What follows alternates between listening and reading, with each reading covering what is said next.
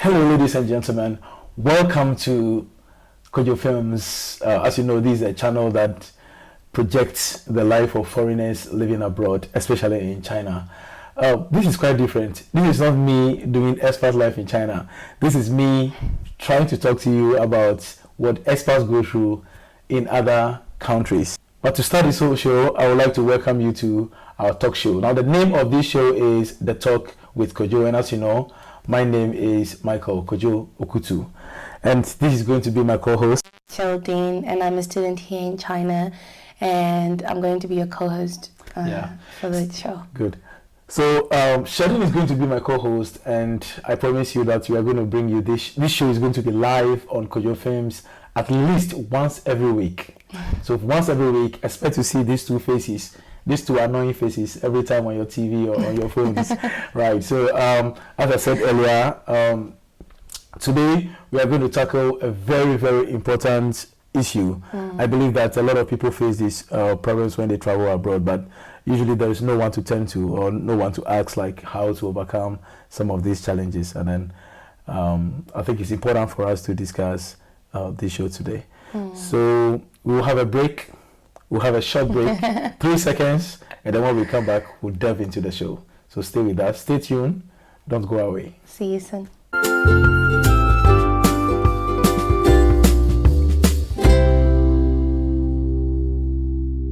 Welcome back to The Talk with Kojo. So today we're going to be talking about the problems and challenges foreigners face in other countries for the first year, like the first time or the first trimester that they arrive into a new country, and how to solve the problems or to give them some ideas on how to overcome the challenges or the problems that foreigners face in the first time or the first year that they enter into a new country.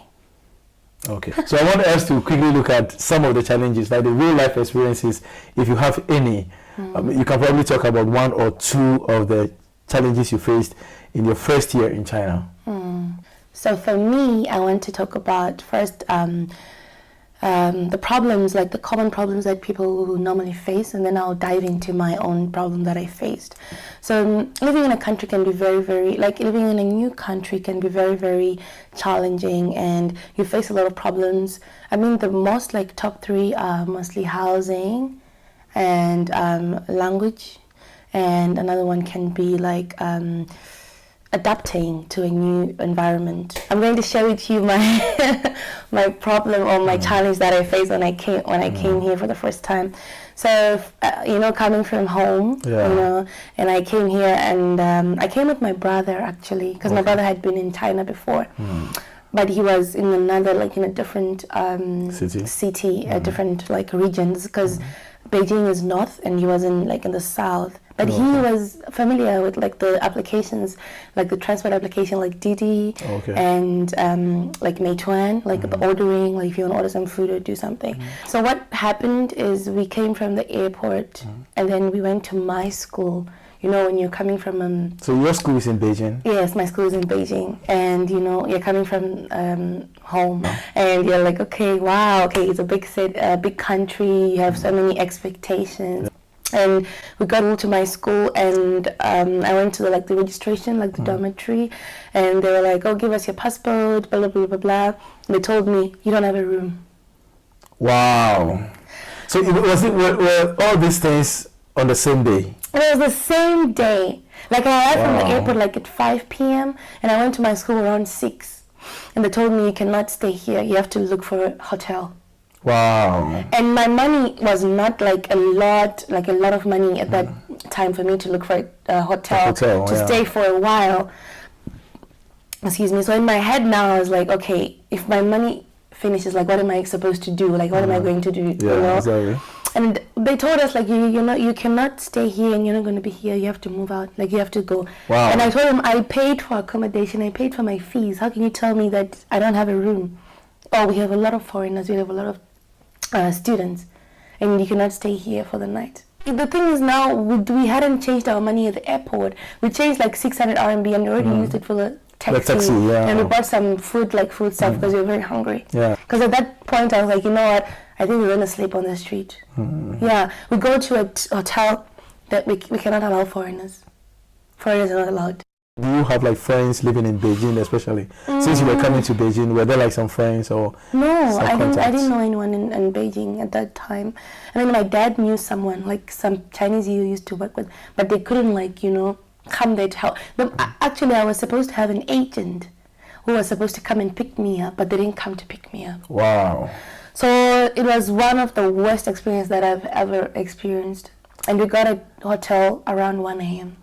1 a.m. So just imagine, these are some of the things we are talking about. Like on the first day of your arrival as a student, as a business person, you know, in the country. For example, if you take China, where they don't speak English that much, you know, getting along on the first day can be extremely stressful.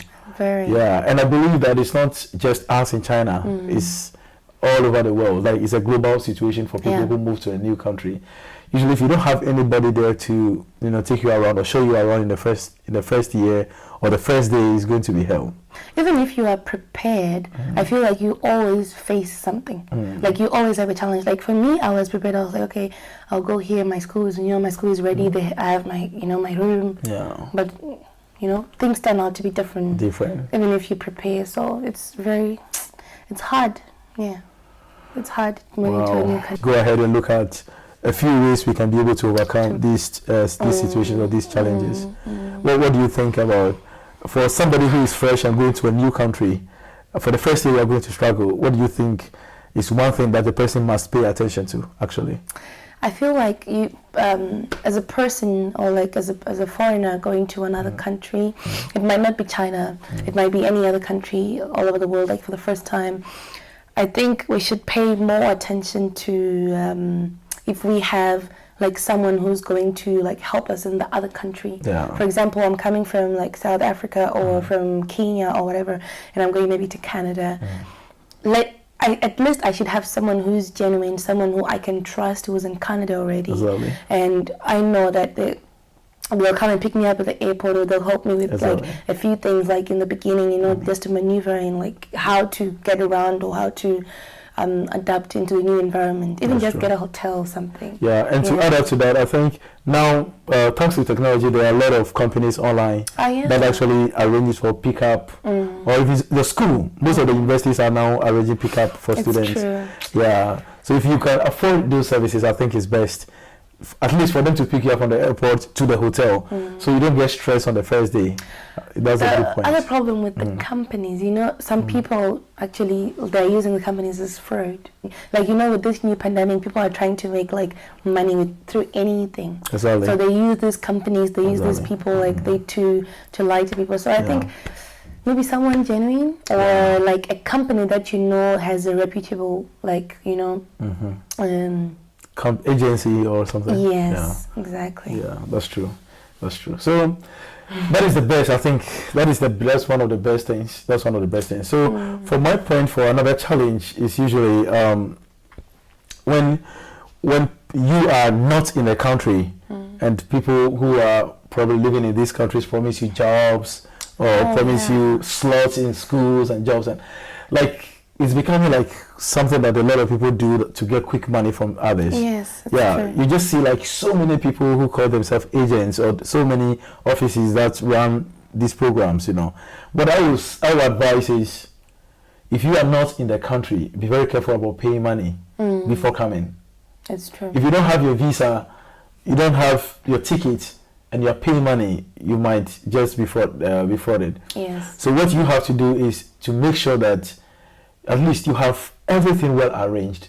It might not even be out of the country, just in the country. Like for example, my visa expires, or if something happens to my visa and I want to apply to a new school, there's so many people who come, I'm a student at this school, or I know someone who works at this school, blah, blah, blah, blah, and they tell you, pay me like 3,000 RMB, $500 US, or pay me this, and a lot of people are trying to use this thing to make money. So I will advise anyone to not go through that way. If you know a school, just go to the school. There are so many online, like the schools have online brochures, they have online things. Just go and apply online, or go to the school if you're in that city. So That is it. What about the language?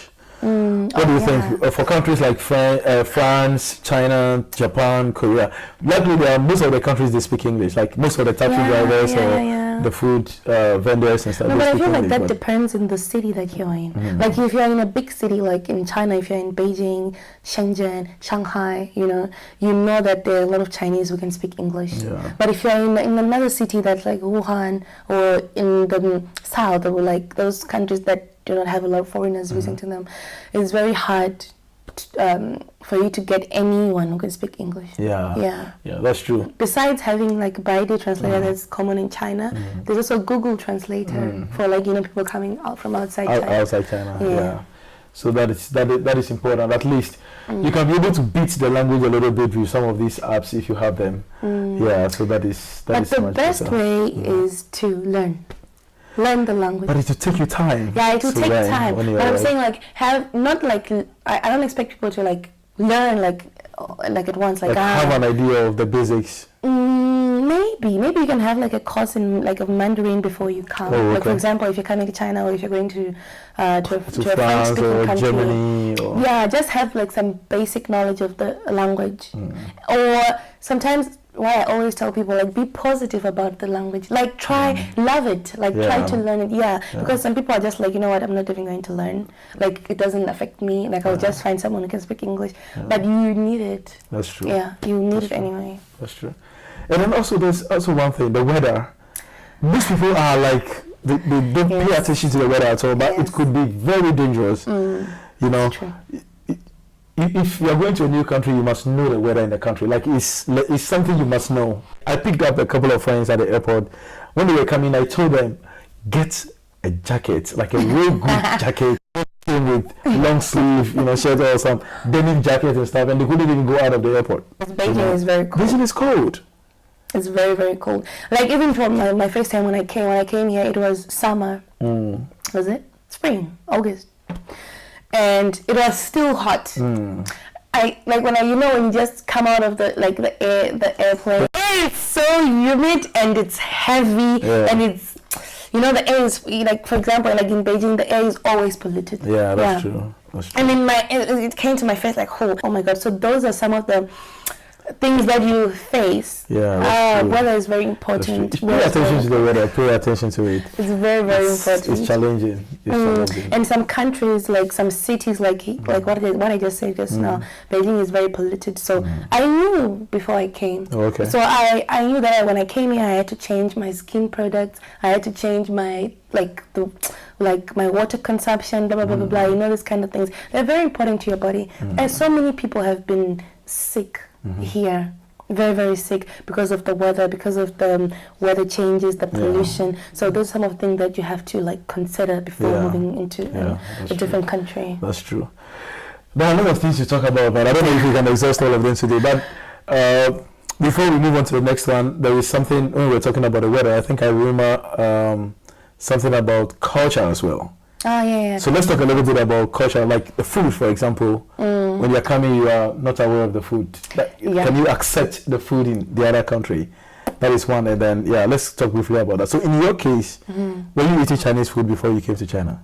I was actually. In my country, we have Hong Kong hot pot. It's very famous and it's quite expensive. So people go there, for Instagram, just to take some pictures. They just want that ambience, I'm in China World, Chinatown, blah blah blah. So I was quite familiar. Of course it's different, but I was quite familiar with the Chinese wontons, the noodles, the mian, beef noodles, blah blah blah. A lot of food, a lot of foods back at home. But when I came here, of course, it was like a whole different experience. I mean, the food here is richer and it's more authentic. But was it easy for you to eat it? So, because you were eating the Hong Kong stuff, right? For me, I was quite familiar with it. Yeah, I was quite familiar. I knew how spicy it was. I mean, there was difference in the region that you are in, from north and south of China, blah, blah, blah. But it's totally different. But I had some knowledge. Would you advise people to kind of try some of this food back home if they have the opportunity before coming, get to know how it tastes or how it feels? Definitely, definitely, because honestly, you cannot, like, if you have a mind like, okay, when I go to another country, or if I go to China, I will cook my own stuff, or I'll just go to European restaurants or American restaurants. No, you have a time that you eat the Chinese food. So I really encourage people, like, if you're home and if they have access to that, because some countries maybe they don't have Chinatown or those kind of things, but I would urge people to try it out before you come. Yeah, that's true. Have some knowledge of what you're going to encounter. At least, even if you don't try, you can find on the internet. YouTube is there. You can find every information about the food. It's not bad, actually. It's actually good. Some Chinese food is very nice. I actually enjoy it. Oh, that's nice. So we've spoken about transportation, about accommodation, about food, about weather, right, and all those things. Any other thing? Yes. I want to say another important thing is like health insurance, and health, like the medical expenses. Yeah, it's very important. Very expensive as well. Very expensive. Okay, so we are in China. So I know that in China, like, if you register for a health insurance, you can be able to spend a certain amount of money at the hospital before getting like some kind of help from the insurance company. Yes. I think there are specifications, like maybe for surgery and other things, they might not be able to like help you. But I know that in other countries, like in Germany or in the US or Canada, the government actually make provisions to, supplement the bill for some of these things. So, for example, with me, I actually had like a minor surgery in China, which was really expensive. Yeah, this thing, like, I've been paying for insurance every time, and I don't get sick. Yes. And then when I decided not to pay for it, I actually got sick to the extent that I had to go through like minor surgery. So I paid a lot of money for it. So it really made me like aware of the health conditions in China and how to live. But before you got sick, you had health insurance? No, I wasn't having health insurance. But because my visa is either annual or half year. Yeah, it's 6 months or 1 year. But the current visa I had, I didn't pay for insurance before I got sick. Yeah, so I think you have to find out about this. It's a very good point. Yeah. You actually have to find out about the country where you're going, and how the health situation works over there. It's true. Yeah. I just wanted to say that a lot of people, I don't know if it's just like there are hospitals and everything, but if you go with like something minor, like if you go like, I had my ankle twisted or blah blah blah, you need a surgery. You need to put you in surgery. Yeah. So many people have gone into surgery and we have lost so many lives, like my friends, even just from my country. So many people have paid a lot of bills. So many people are in hospitals. I had a friend who actually went home and he was in hospital. It was 10,000 RMB a day. Wow. And he was in like what do they call it, induced coma. Wow. For almost 2 months. So you can imagine 10,000 a day for 2 months. That's a lot of money. Even if you're on medical insurance. So we should always, I always urge people, whichever country you're in or whatever, live your life carefully. Be healthy. Because it's very... And also know if you fall sick, if all the expenses is going to be on you, or the school or the government or something. Yeah, that's very important. It's true. I think we've spoken a lot. We have. I hope you guys really enjoy the show. So this is the talk with Kojo, and every week, as I said earlier, we will bring one episode. So there's one episode every single week. Aside this, we have Expert Life in China, which is currently being shown on kojofilms. Based on the topic we're talking about, I just want to say that being a foreigner in a different country is very difficult, and it's something that's very hard to overcome. But with the grace of God and with the power invested in all of us, I think we can overcome all these problems and challenges that we face. You just have to be hard-hearted and keep an open mind. Oh, okay. I'm your co-host, Sheldine. We'll see you again next week, God willing. Make sure you keep yourself safe. Coronavirus is real. Always make sure you protect yourself. Wear the mask. Observe all the COVID-19 protocols. Yeah, protocols. Definitely. And then we'll see you next time. Bye-bye. Bye-bye. Have a good night. Good night. Bye-bye.